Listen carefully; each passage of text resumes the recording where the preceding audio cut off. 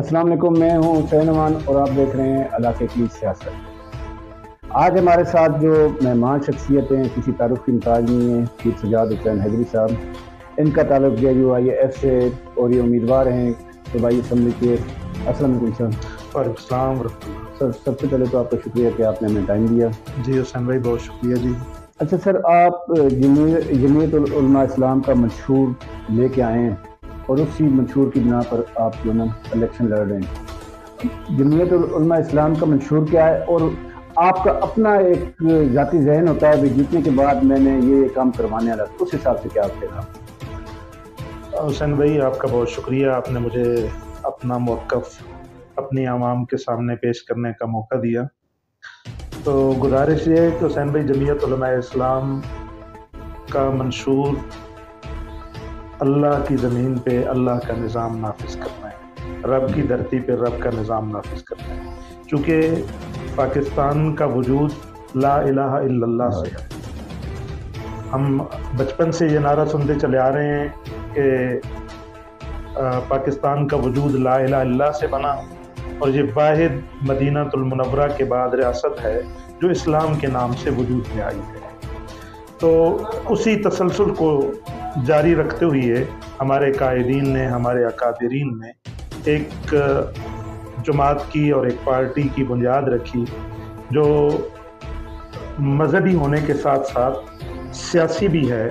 اور دونوں چیزوں پہ الحمدللہ ہماری اس پارٹی کو اور ہماری جماعت کو پورا عبور حاصل ہے۔ اگر مذہب کی طرف دیکھیں تو ہماری جماعت میں بہت بڑے بڑے علماء، شیوخ الحدیث، مفسرین، محدثین موجود ہیں، اور اگر سیاست میں دیکھیں تو موجودہ دور میں سیاست کا امام میرا خیال میں مولانا فضل الرحمان صاحب ایک بڑا نام ہے سیاست میں، ایک بڑا نام ہے، تو یقیناً یہ بہت بڑی بات ہے ہمارے لیے، آنر اور اعزاز ہے کہ اللہ نے ہمیں ایسی قیادت سے نوازا ہے۔ اچھا سر، مولانا صاحب کے CPAC کے حوالے سے بھی کافی کاوش ہیں جی، اس حوالے سے آپ کا کیا کہنا ہے؟ حسین بھائی میں سب سے پہلے تو یہ کہوں گا کہ ہمارے اس علاقے کو ہمیشہ محرومیوں کے سوا کچھ نہیں دیا گیا۔ اگر آپ موٹر وے کو دیکھتے ہیں تو اس نے ڈرنال سے گزرنا تھا، لیکن اس وقت کی جو طاقتیں تھیں انہوں نے مداخلت کر کے اس کا رخ چینج کر دیا۔ تو یہی معاملہ CPAC کے ساتھ ہونا تھا۔ یہ ہمارے اس علاقے کی عوام کو اور اس علاقے کے بڑوں کو مولانا کا شکریہ ادا کرنا چاہیے کہ مولانا فضل الرحمان صاحب کی یہ کاوش تھی، یہ علاقہ CPAC سے مستفید ہوا، اور آج ہم یہاں سے نکل کے 40-45 منٹ میں اگر اسلام آباد پہنچ جاتے ہیں تو یہ یقیناً اس کا کریڈٹ بھی مولانا فضل الرحمان صاحب کو۔ اچھا سر، آج کل ہم نے بھی ایک تحریک شروع کر رکھی تھی عہد وفا ضلع پنڈیت کے حوالے سے، تو آپ اگر اللہ کرے انشاءاللہ کامیاب ہو جائیں تو اس کے بعد آپ تحصیل کھوڑ اور ضلع پنڈیت کے حوالے سے آپ کوئی اقدام کریں گے؟ حسین بھائی اس حوالے سے میری گزارش ہے کہ اللہ تعالیٰ نے اگر موقع دیا تو میری سوچ اور میری فکر یہ ہے کہ میں علاقے کو ترقی کی راہوں پہ گامزن کر سکوں۔ اس کے لیے بنیادی چیز یہ ہے کہ ہمارا یہ آپ کی بہت اچھی کاوش ہے، ماشاءاللہ میں بہت عرصے سے دیکھ رہا ہوں، پڑھ رہا ہوں، آپ ایک تاریخ کو لے کر چل رہے ہیں، اور ماشاءاللہ یہ تاریخ جو ہے یہ پروان بھی چڑھ رہی ہے، دن بدن مضبوط بھی ہو رہی ہے۔ لیکن اس حوالے سے میری 2-3 گزارشات ہیں۔ ایک تو یہ ہے کہ سب سے پہلے ہم نے اس کی تحصیل کی جو سطح ہے اور تحصیل کا لیول ہے اس کو مضبوط کرنا ہے۔ تحصیل کے حوالے سے ہماری تحصیل ابھی بہت پیچھے ہے، اور اس کے ساتھ ہمارا کھوڑ کا ایک گروپ ہے اور ہمارے کھوڑ کے دوست ہیں، وہ کھوڑ کی تحصیل کی تاریخ کو لے کر چل رہے ہیں، وہ بھی الحمدللہ دن بدن پروان چڑھ رہی ہے اور مضبوط سے مضبوط ہوتی چلی جا رہی ہے۔ یہ عوام کا حق ہے، اتنی بڑی آبادی کو آپ اگر تحصیل کے حق سے محروم رکھیں گے تو یقیناً زیادتی ہے۔ سر، علاقے کے لوگوں کو جو علاقے کے ساتھ مخلص ہوتے ہیں نا، وہ تو کوشش کرتے ہیں علاقے کے لیے، دن رات کوشش لگے رہتے ہیں، ہم بھی لگے ہوئے ہیں، باقی بھی لگے ہوئے ہیں، پر چونکہ عمل درآمد ہمارے MPA MNA نے کروانا ہوتا ہے، اس حوالے سے ابھی آپ الیکٹ ہوں گے، اللہ کرے گا آپ کامیاب ہوئے تو اس حوالے سے میں کہہ رہا ہوں کہ وہاں اسمبلی میں جانے کے بعد آپ ضلع پنڈیت کے حوالے سے آپ کیا اقدام کریں گے؟ انشاءاللہ میری بھرپور آپ کے ساتھ سپورٹ ہوگی، انشاءاللہ آپ کے کندھے کے ساتھ کندھا ملا کے چلوں گا، اور اسمبلی کے فلور پہ اگر اللہ تعالیٰ نے موقع دیا اور عوام نے مجھے سپورٹ کیا تو انشاءاللہ پنڈی گیپ کے ضلع کے حوالے سے ایک توانا اور جاندار آواز اٹھاؤں گا، اور اس کے ساتھ کھوڑ کی تحصیل کے حوالے سے بھی انشاءاللہ میری جتنی کوشش اور مجھ سے جو ہو سکا وہ انشاءاللہ اس پہ بھی میں بھرپور کرتا ہوں گا۔ سر ہمارا علاقہ صحت کی سہولیات سے محروم ہے، یہ ہمارے پاس THQ ہاسپٹل ہے، BHUs ہیں، باقی ہاسپٹلز ہیں، پر اس طریقے سے نہیں ہے جس طریقے سے ہونا چاہیے۔ تلا گنج میں چلے جائیں، جنگ میں چلے جائیں، اٹک کسی اور تحصیل میں چلے جائیں، وہاں پر سہولیات زیادہ ہے۔ ابھی ہمارے اگر کوئی میڈیکل رپورٹ بنوانی ہو تو ہم نے جو نا فتح جنگ جانا پڑتا ہے۔ تو اس حوالے سے آپ کا کیا کہنا ہے؟ صحت کے حوالے سے آپ کا کیا پلان ہے؟ ہمارا جو منشور ہے وہ ہی یہی ہے کہ رب کی دھرتی پہ رب کا نظام، جب رب کا نظام آتا ہے نا جی تو پھر جو رب کی مخلوق ہے اس کو سہولیات، تو یہ تو دو بنیادی سہولیات میں سے ہے، ایک صحت اور دوسرا تعلیم۔ اگر ہماری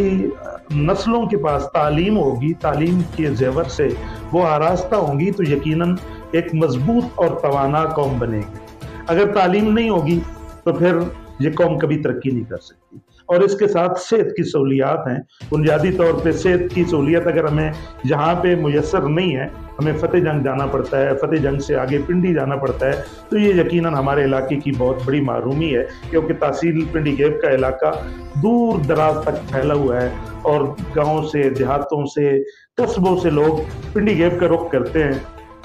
اور جب پنڈی گیپ پہنچتے ہیں تو یہاں سے ایک چٹ ڈاکٹر صاحب کی طرف سے لکھ کے دے دی جاتی ہے کہ آپ کو پنڈی ریفر کیا۔ یہ بہت بڑی بات ہے، تو یہ ظلم ہے ہماری تحصیل کے ساتھ۔ تو میری سب سے پہلے کاوش اور کوشش یہ ہوگی کہ میں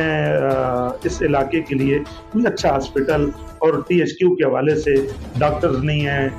پیرامیڈیکل سٹاف نہیں ہے، اس حوالے سے جتنی ہو سکی۔ تعلیم کے حوالے سے سر آپ کہہ رہے ہیں، تعلیم کے حوالے سے بھی تو یہاں پر کوئی اس قسم کا سرکاری ادارہ نہیں ہے یونیورسٹی لیول کا نہیں، جو ابھی بھی ہماری بچیاں تلگان، فتح جنگ، راول پنڈی، اسلام آباد پڑھنے جاتی ہیں۔ خاص طور پہ بچیوں کے لیے ایک جو نا تعلیمی ادارہ ہونا بہت ضروری ہے۔ اس کے بعد سر ہمیں جو پنڈی گیپ ہے ہمارا، اس کو مدر آف آئل فیلڈ بھی کہا جاتا ہے، آئل فیلڈ کی دنیا میں۔ تو ریالٹی فنڈ ہمارا کھربوں روپے کے حساب سے ہوتا ہے، اور وہ خرچ نہیں ہوتا ہے، اگر خرچ ہوتا ہے تو وہ نظر نہیں آتا ہے۔ اس کی کیا وجوہات ہے؟ اس کی بنیادی وجہ حسین صاحب یہ ہے کہ ہمارے جو ارباب اقتدار ہیں کبھی انہوں نے اس پہ توجہ نہیں کی،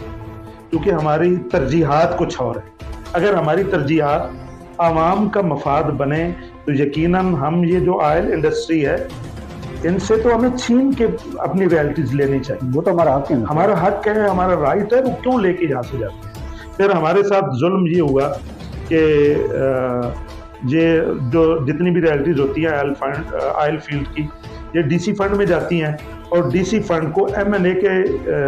سائن کے ساتھ لازم ملزوم کر دیا گیا ہے کہ جب تک MNA اپروو نہیں کرے گا اس وقت تک وہ فنڈ جاری نہیں ہوگا۔ میں نے پچھلے دنوں انفارمیشن لی تھی POL کی جو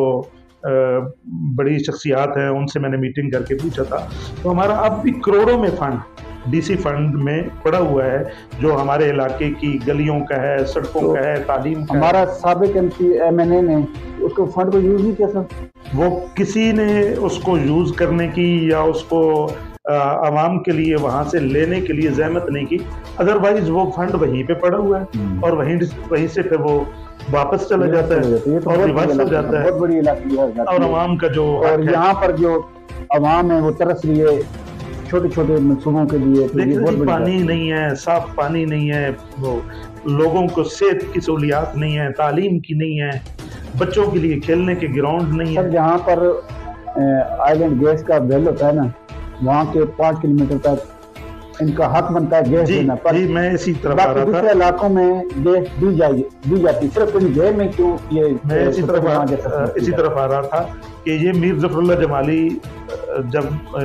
پرائم منسٹر بنے تھے تو انہوں نے اعلان کیا تھا کہ جہاں سے